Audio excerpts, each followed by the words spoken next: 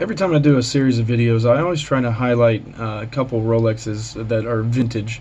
And the reason I do that is because it always sort of amazes me at how our buying team and our watchmakers manage to bring these watches back to life or get them with all their life still in it. It always blows my mind to see the condition they're able to get these watches in. So I always like showing them off just a little bit here.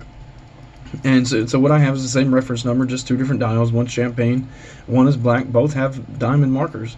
And I think this is a beautiful piece for anybody. I think a lot of ladies like it sometimes. It's a 36 millimeter, so it is sort of unisex. But this is a perfectly appropriate watch for a guy, and I would definitely wear it, either one of them. I think my pick would probably have to be for the black dial, but I you know, let me know what you think.